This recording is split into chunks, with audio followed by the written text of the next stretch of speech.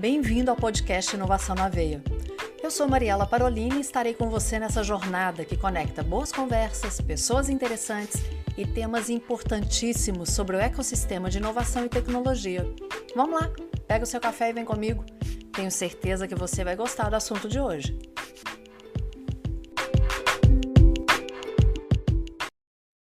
Pega mais um café mesmo, tá? Porque a conversa com o Alexandre foi tão boa que ele volta aqui.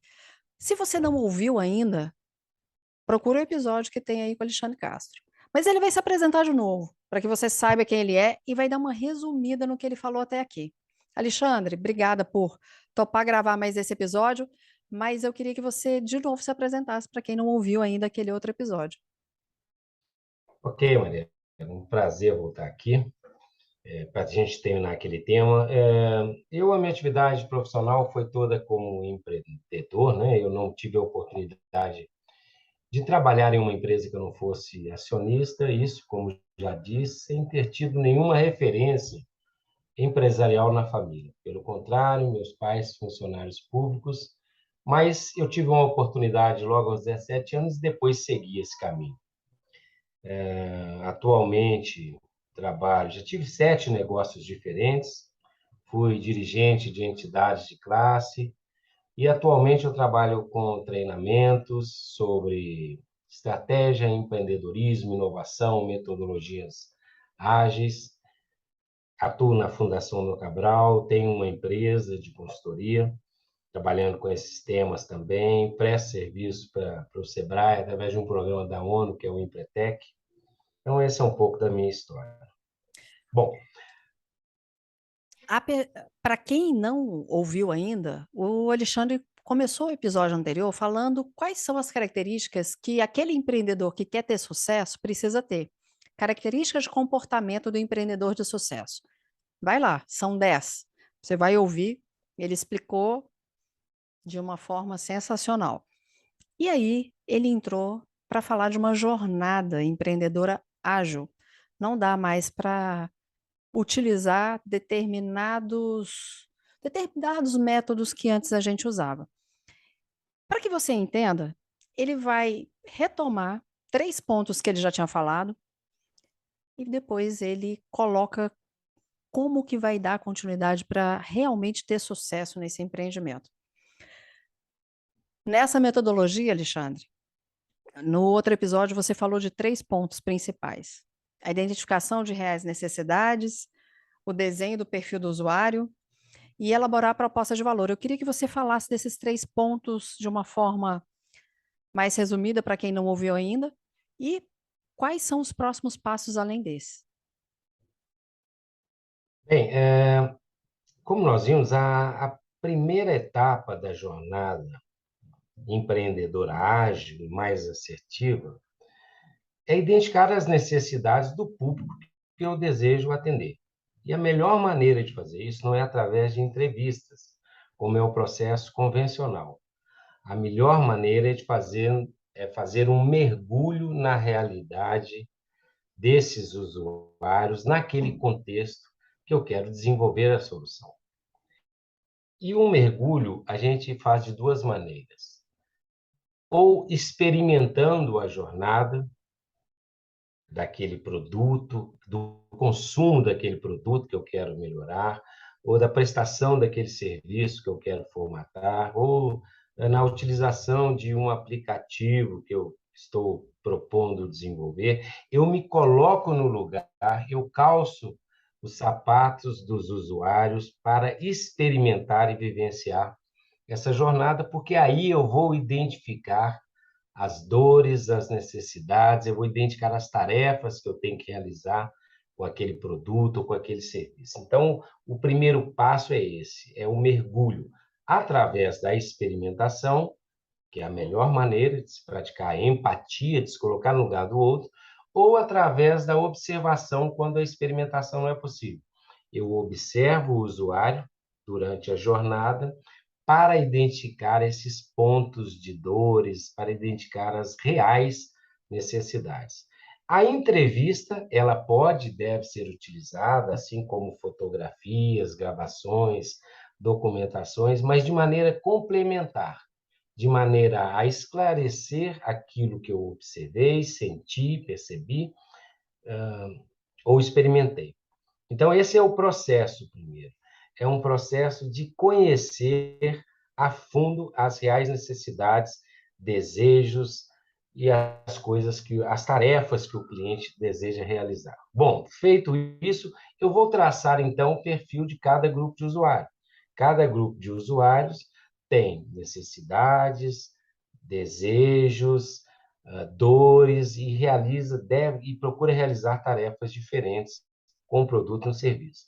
Eu formato, então, depois desse mergulho, cada perfil, cada persona, que tem características semelhantes.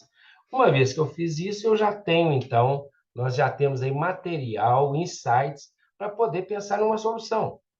A solução para as necessidades, ela jamais deve ser baseada, como fazemos tradicionalmente, naquilo que a gente acredita que deve ser a solução, porque essa crença vem daquelas necessidades que nós supomos. O processo não pode ser esse. O processo tem que ser de identificação e depois de formatação de uma proposta de valor se baseando nessa identificação. Então, uma vez que eu tenho o perfil de cada grupo de usuários, eu vou, com uma equipe multidisciplinar, com pessoas de áreas de conhecimento diferentes, com pessoas de experiências diferentes, propor uma solução que vai ser um encaixe, como uma luva para aquelas necessidades, para aqueles desejos. Como eu disse no outro episódio, se eu estou desenvolvendo uma solução para um grupo de usuários, além de trabalhar com uma equipe multidisciplinar, seria muito adequado que eu tivesse alguns representantes dos usuários nesse grupo que está Claro. desenvolvendo a solução. Não é nada mais lógico e assertivo. Bom, então, a partir desse momento, eu mergulhei, identifiquei necessidades, desejos, tarefas, com um grupo multidisciplinar e com a participação de usuários, formatei uma proposta de valor, um produto, os atributos de um produto ou como o serviço vai ser prestado. Eu tenho, então, um desenho, um projeto. O próximo passo não é implementar. Essa é a jornada tradicional. A jornada tradicional, eu acho quais são as dores, eu entendo quais são as melhores soluções e aí eu implemento, eu construo e saio vendendo. Não. Nesse processo mais ágil e mais assertivo, a próxima etapa agora não é implementar a proposta de valor, é validar a proposta de valor.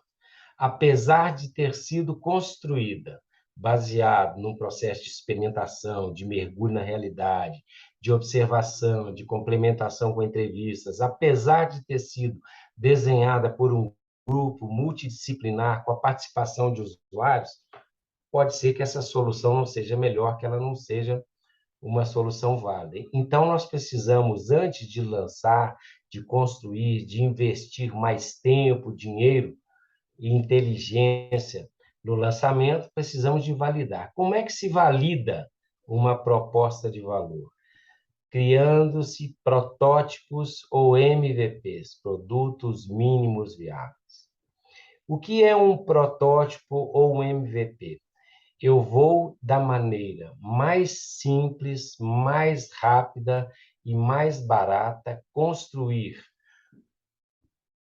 um protótipo de um produto bem simples, que contenha pelo menos um dos atributos que eu pretendo oferecer na minha proposta de valor e vou apresentar de forma rápida aos grupos de usuários. Ou seja, eu construo um protótipo muito simples, muito rústico, que não contenha todos os atributos, mas pelo menos um, para eu poder levar aos usuários e validar com eles se aquele atributo, aquela forma, aquele valor, aquela quantidade, aquele peso, aquele preço, aquela receita, ele aprova aquele ponto.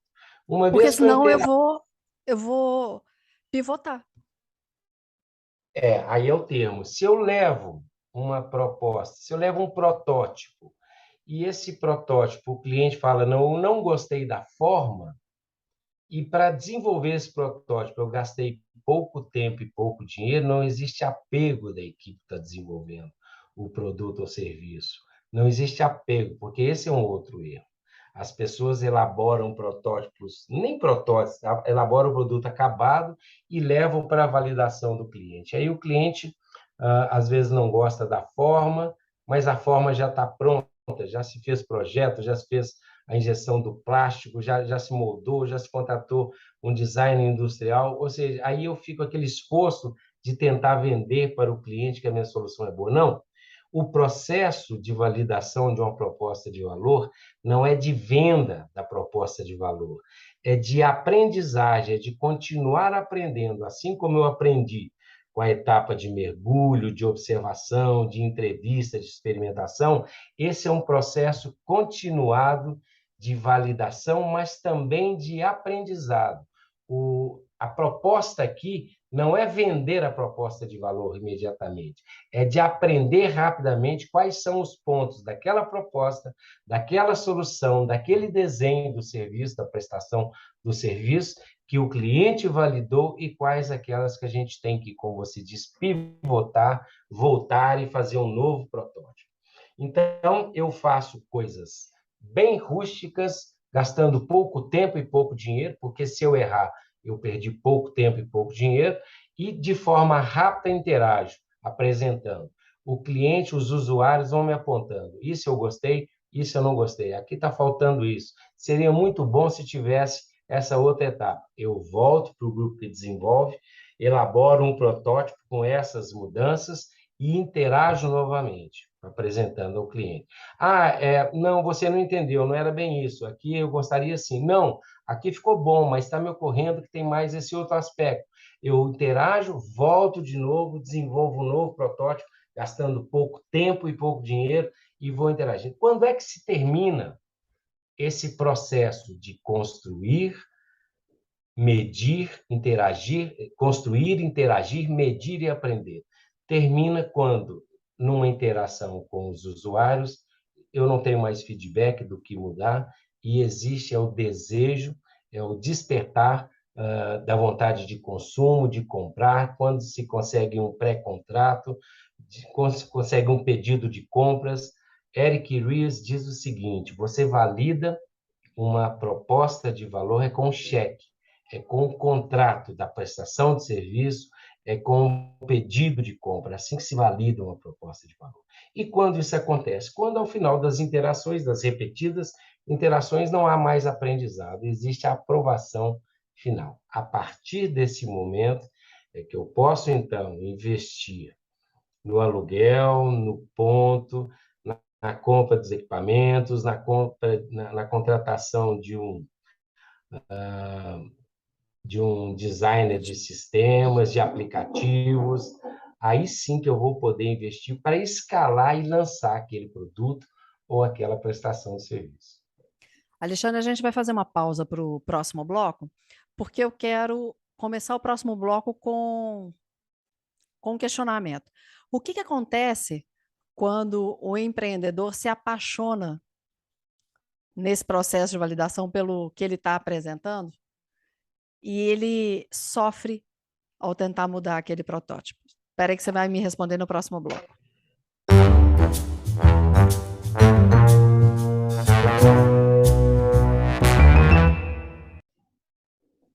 Alexandre, acontece do empreendedor estar tão apaixonado pela ideia, pela solução que ele traz, pelo protótipo dele, e que dói ele fazer qualquer tipo de mudança que o cliente peça, que o usuário peça? Sim, o processo tradicional de desenvolver um produto ou um serviço, ele é um processo que leva a essa paixão. Por quê? Eu identifico na minha cabeça, na minha percepção, as necessidades dos clientes. Eu, com as minhas ideias, com a minha opinião, eu formato a melhor solução. Veja, eu estou desenvolvendo aquilo que eu acredito que é a melhor solução. Eu, com todo carinho, desenvolvo essa solução, deixo-a pronta e lanço no mercado. Ou seja, foi feito com o maior carinho, com todo o esmero, preocupado com todos os pontos e levei muito tempo e investi muito dinheiro nessa solução. Esse processo, ele além de ele ser caro, demorado, ele é apaixonante, porque tem dedicação, tem horas de sono, tem investimento do patrimônio, das economias, da vida, né, de tempo. Então, essa paixão, e como a paixão louca, cega, ela não me permite ver pontos de melhoria, ou quando eu lanço o produto e o cliente faz algumas críticas e considerações, eu não escuto, eu só escuto aquilo que vem reforçar que aquele é um bom produto, que aquele é um bom serviço, o modelo de negócio está adequado, que o meu ponto é muito bom e tudo mais. Ou seja, esse é um erro, essa jornada tradicional, ela leva ao risco dessa paixão. O empreendedor não deve, no meu ponto de vista, ter paixão pelo produto. Quem deve se apaixonar pelo meu produto, pelo meu serviço, deve ser o cliente. A minha paixão deve ser por desenvolver a melhor solução, a solução dos sonhos, a solução que supera todas as expectativas dos meus clientes em termos de atributos do produto e do serviço, de localização. Ou seja, é o cliente que tem que se apaixonar. A minha paixão deve ser por desenvolver a solução que atenda plenamente todas as necessidades, desejos, que elimine todas as dores. Essa deve ser a paixão. Porque, sendo assim, quando a gente utiliza esse processo que estamos propondo, que é um processo onde eu elimino as minhas opiniões, percepções e crenças, eu experimento, eu tenho os insights, eu rapidamente desenvolvo uma solução, uma proposta de valor e rapidamente levo para a interação, não para vender aquilo que eu desenvolvi, é para apresentar ideias iniciais e ter mais aprendizado. A paixão tem que ser por trilhar essa jornada, porque aí sim a gente vai, de maneira isenta, tirando o nosso apego emocional pelo que foi construído, está sempre melhorando, e esse processo é contínuo, mesmo depois que o produto for lançado e já estiver bem colocado no mercado e até com sucesso de venda. É interessante isso que você colocou, Alexandre, porque quando o empreendedor ouve, talvez quando ele ouça isso, né? Você não deve se apaixonar pelo produto. Alguém, peraí, como que não? Né? Como que eu não vou ficar apaixonado pelo que eu estou fazendo? E quando você traz que a paixão ela tem que vir pela jornada, essa mudança de perspectiva, essa mudança de ótica faz total diferença no sucesso do empreendedor. E aí eu me lembro quantas vezes é falar, né? O sucesso vem com o ganho financeiro. E qual o problema de pensar nisso? Tem sim que focar também nessa questão. O sucesso vem com o ganho financeiro. E essa jornada, a maneira como você coloca, tendo a empatia, né, percebendo as reais necessidades, criando a persona, elaborando a proposta de valor e validando, essa jornada vai trazendo uma paixão com a jornada como um todo e não o produto em si.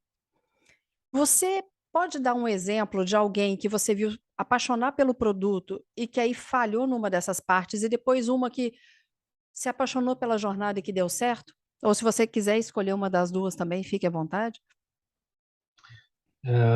Veja bem, eu tive uma construtora por 30 anos e eu sempre comprei camisetas para uniformes de motoristas, de chefes de turmas.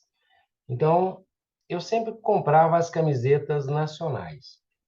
Num determinado momento, começaram a surgir as camisetas chinesas, Uhum. um algodão de mais qualidade, as camisetas com uma trama mais fechada, um toque acetinado, brilhante, ou seja, eram camisetas que custavam aí 20% a mais do que as que a gente tinha aqui no país, e eram camisetas que duravam muito mais. E, na verdade, eu estava comprando de um amigo que estava importando essas camisetas. E num determinado período, ele falou o seguinte: Alexandre, olha, era um momento, a gente está em época de política aí, era um momento que era uma época onde os políticos podiam fazer propagandas nas camisetas, né? Hoje não Hum. pode mais. Uhum. E ele me falou o seguinte: esse ano eu vou arrebentar a boca do balão, porque é ano de eleições gerais aí, eu estou importando não sei quantos mais containers para vender camiseta para os políticos. E aí passou o final de ano, eu esqueci aquilo. Quando eu fui no início do ano seguinte fazer um pedido a ele de novas camisetas, eu me lembrei dessa história. E aí eu falei, poxa, e esse ano, como é que foi aí no final do ano? Vendeu muita camiseta? Ele falou, olha, não me lembro. Você veja, as pessoas não entendem, Alexandre, como essa camiseta é maravilhosa. Você é um empresário consciente, você sabe estudar uma relação custo-benefício, você percebe que está pagando 20% a mais, mas vai ter muito mais durabilidade com esse produto. Os nossos políticos, não sei. Então, o que aconteceu é que ele estava totalmente equivocado. Totalmente equivocado. Estava ele trilhando a jornada tradicional. Estava ele para um público específico. Olha, aquilo que eu disse, os usuários, existem grupos de usuários distintos que têm Uhum. características distintas, necessidades distintas. E ele estava considerando que as necessidades de um grupo, que no caso, empresários como eu comprar para o uniforme, era a mesma necessidade dos políticos. E que a camiseta dele era a melhor camiseta do mundo, que todo mundo consumia a camiseta, deveria entender que aquela era a melhor camiseta. E não era, porque, na realidade, os políticos compravam camisetas para imprimir ali a sua propaganda, e essa camiseta tinha que durar, sei lá, 60 dias. O Não período da precisava campanha. de campanha, claro, né? Até as pessoas, ninguém mais ia usar essa camiseta depois, talvez. Então, veja, estava ele apaixonado com o produto e entendendo que querendo forçar a venda desse produto para um público que aquilo ali, aquilo que ele via de valor naquela proposta não era valor para o outro. Então, veja o que o Peter Drucker dizia: o cliente raramente compra aquilo que o comerciante ou prestador de serviço acha que está vendendo. Uhum. Para esse público, esse perfil de público, a proposta de valor tinha que ser diferente. Tinha que ser uma proposta de valor de uma camiseta que durasse aí 60, 90 dias. Essa era a tarefa. A tarefa que eles queriam que essa camiseta realizasse era ser um outdoor ambulante durante 90 dias. Nem um dia a mais. Qualquer coisa a mais, qualquer atributo a mais de qualidade ou durabilidade que fosse inserido no produto era valor para o fabricante, mas não para o cliente. Então, Uhum. veja, quem tem que se apaixonar pelo produto, pelo serviço, é o cliente. Não posso eu cometer o erro, senão eu vou fazer iniciativa, vou tomar iniciativas e ações cegas, como ele fez, de comprar a quantidade, entendendo que isso seria qualidade para um grupo que não enxergava valor naqueles atributos. E aí vem uma perda que, É, dependendo da perda, leva a uma falência. sim, exatamente. Porque muitas vezes, para fazer uma compra dessa, é feito um endividamento, considerando que vai ter uma venda e a capacidade de pagamento, e às vezes não vem, né? Então, assim, não dá para projetar o que é qualidade para o cliente. Não posso eu me apaixonar por uma solução e falar, essa é a solução dos. Não, é o contrário. A paixão tem que ser pelo processo de descoberta e, juntamente com os usuários, de desenvolver a melhor solução e depois validar. Aí sim. E mesmo porque as demandas, o que é valor para o cliente, tem mudado de tempos em tempos, muda todo Sim. dia. Esse processo é contínuo. Aquilo que hoje o cliente entende que é melhor, amanhã deixa de ter valor. Então, essa deve ser a grande paixão, pelo É, processo. eu me lembrei de uma frase muito usada no interior, mas eu não vou. É contar com o ovo, né? É Lá isso naquele aí. lugar. Exatamente. Agora, é, qual o caso que você pode citar, que eu sei que você tem vários, de pessoas que se apaixonaram pela jornada e que tiveram muito sucesso? Tem algum que você gosta de contar que você acha que serviria de inspiração? Bom, o caso mais comentado e repetido sobre design de experiência dos usuários é o caso da Apple, de Steve Jobs. A Apple é uma empresa que ela desenha todas as etapas da experiência do usuário de forma a oferecer uma experiência positiva em todos os processos de interação, desde quando você vai entrar em um site, entrar em uma loja, experimentar, consultar um vendedor, fazer a compra, receber o equipamento, formatar ali o seu e-mail, utilizar, tirar da embalagem o Eu ia processo, falar isso, tirar da embalagem. a experiência da embalagem, de tirar, de abrir um produto da Apple, é um processo desenhado. A embalagem ela é desenhada para você ter uma experiência positiva.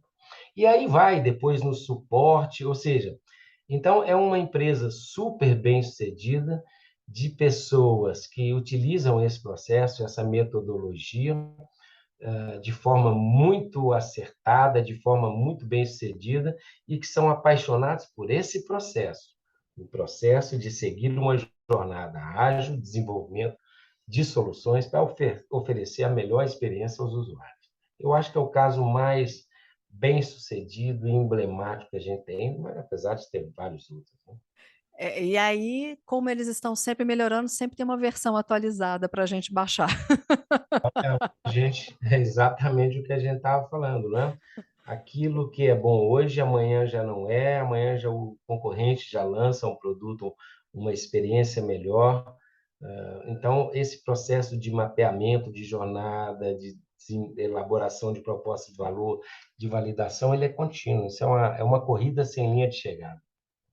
E é tão interessante porque talvez algumas pessoas pensem. Eu vou pegar esse exemplo seu, porque talvez algumas pessoas pensem assim: nossa, tem que ser algo que vai mudar e que vai fazer total diferença. No dia que nós estamos gravando esse podcast, há poucos dias foi lançado o iOS 16.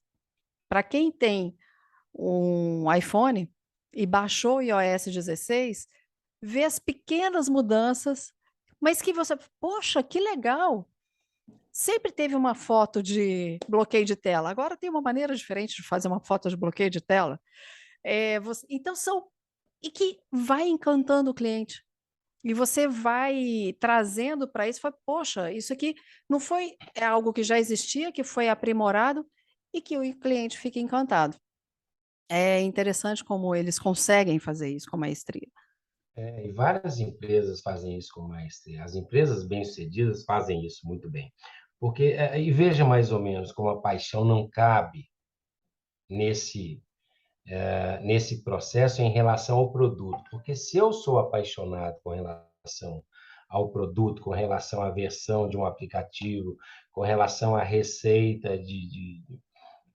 sei lá, de uma comida, eu não busco melhorias. A paixão cega. A paixão deve ser pelo processo de melhoria contínua, pelo processo de identificar novas necessidades, de lançar soluções inovadoras, muitas vezes com melhorias incrementais, outras com melhorias disruptivas. Essa deve ser a paixão do empreendedor para ele seguir uma trajetória de crescimento aí, sustentado. Sustentado e com dinheiro no bolso, né? Exatamente. Alexandre, eu quero te agradecer demais por mais esse episódio que a gente gravou aqui.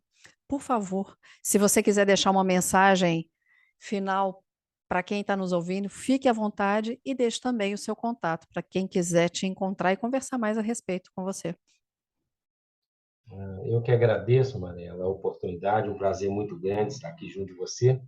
A mensagem final que eu deixo é essa: as pessoas nós temos um espírito empreendedor muito presente nos brasileiros. A gente muitas vezes as dificuldades nos levam a empreender e a gente acaba investindo aí, né, a vida, o tempo, muitas vezes o patrimônio de uma vida, da família, seguindo uma jornada que nem sempre é a jornada mais assertiva, mais rápida e menos onerosa. Então, o que eu acho que a gente tem que fazer é proteger toda essa energia que a gente despende nesse processo de empreender e canalizar essa energia para um processo, uma metodologia, para um caminho, uma jornada que ela é mais assertiva, que ela é mais ágil, que ela me protege dos riscos, me ajuda a eliminar os riscos e me ajuda